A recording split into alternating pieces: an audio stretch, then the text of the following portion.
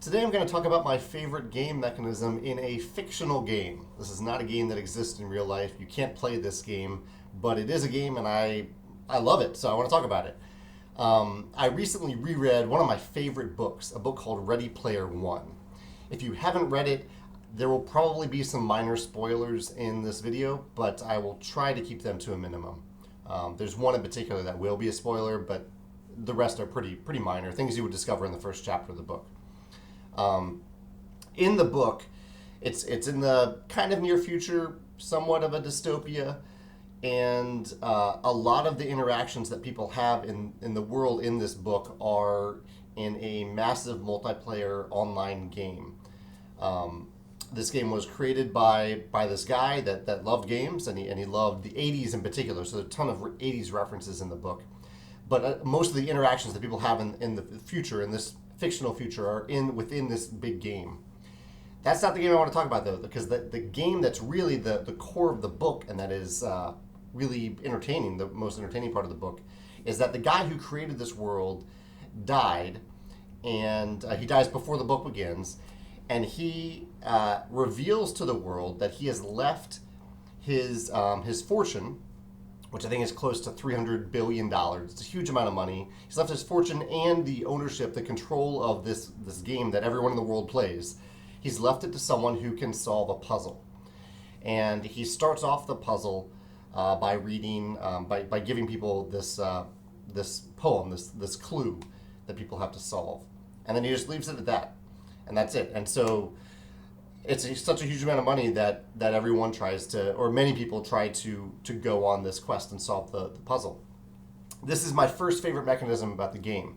There is a prize, a big prize, a huge motivator to winning.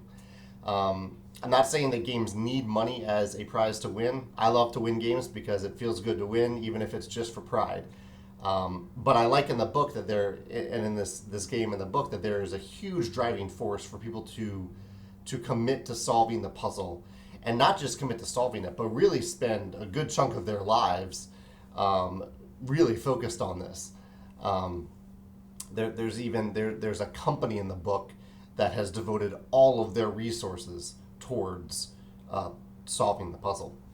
The second thing I love about this puzzle is that it's just a puzzle. It's a very short poem that gives you gives the competitors the first clue to starting the game, and they're looking for a gate, basically, and this gate could be anywhere in this giant, massive multiplayer online game.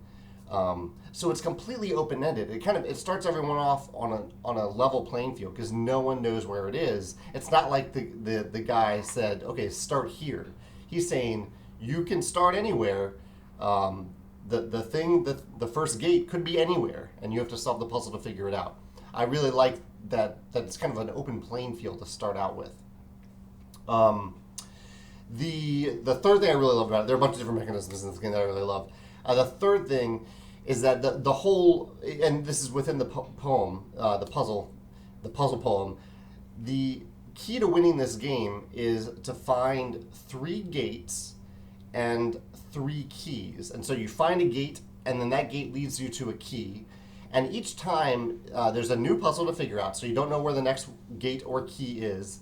And there's usually a kind of a competition, like there's a puzzle within the puzzle. So like well, I won't give it away, but every time you find a new gate or a new key, there's a challenge to actually get it. So you can't just solve the puzzle. You have to do the challenge too to get it. Basically what it is a series of catch-up mechanisms, because someone can pull way ahead in the game. They can get the first gate, the first key, maybe the next gate, but if they don't figure out the next one, then it gives people time to catch up. I don't always love catch-up mechanisms in games, but it works really well here, where someone just doesn't pull away and run away with it. And the other element of this that I like is that there is a very public scoreboard. So you know who's ahead, you know who's first, you know who's second. In the end, it just matters who gets to the final key first, the 6th key after the third, or the 3rd key after the 3rd gate. But the scoreboard kind of gives you an eye on where other people are, and in doing so, it lets you know who the leader is. So you can You might track down the leader and see what they're doing to solve the puzzle. The last thing that's really interesting in this game is that it is a competitive game. Each individual is competing to find these gates and find these keys and solve the puzzles. But players can choose to work cooperatively if they want. I really like this kind of game where it really is a competitive game, but there are real reasons to help each other along the way. I mentioned that company that formed, the company that their focus is to use all of their employees and all their resources to solve the puzzle. So they're kind of working together with other people to do it. In the end, the company is the only one that's going to benefit.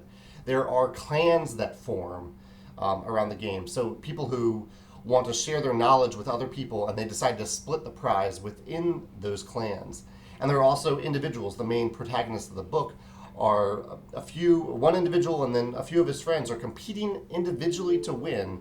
But along the way, they kind of help out each other a little bit. They might drop a little clue to someone else to give them a little edge, and in return later on, one of their friends might give them a little clue. So in a more subtle way, they're helping each other.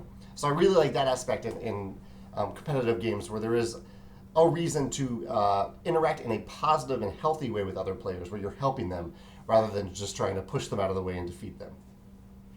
Obviously, this is a completely fictional game that exists in a fictional world, but I found it really, really interesting to read, and both as a game designer and just as a lover of fiction and novels.